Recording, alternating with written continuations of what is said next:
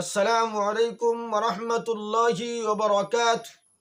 সম্মানিত দিনী ভাইগণ, আশা করি এবং দোয়া করি আপনারা সকলেই ভালো আছেন। আপনাদের দুআই আল্লাহ পাকের রহমতে, হুজুর পাক সাল্লাল্লাহু আলাইহি ওয়াসাল্লামের ফয়েজ ও বরকতে আমিও ভালো আছি। আজকে আমি আপনাদেরকে খুব গুরুত্বপূর্ণ একটি নকশা দেব।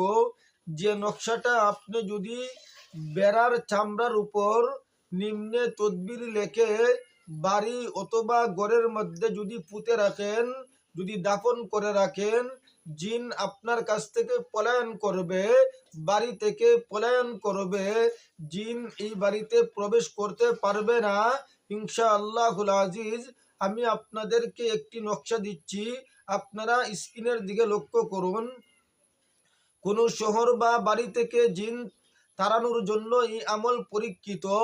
বেড়ার চামড়ার উপর, আগেই বলতেছি নিয়মটা শুনেন, বেড়ার চামড়ার উপর নিম্নে তদবির লেখে বাড়ি অথবা ঘরের মধ্যে যে কোনো স্থানের মধ্যে, অর্থাৎ আপনার সীমানার ভিতরে, রুগী যে বাড়িতে আসে ওই বাড়ির সীমানার মধ্যে যদি এই নকশাটা যদি পুঁতে রাখে, জিন ওই লোককে দেখলেই পলায়ন করবে, এই বাড়িতে আসতেই পারবে না।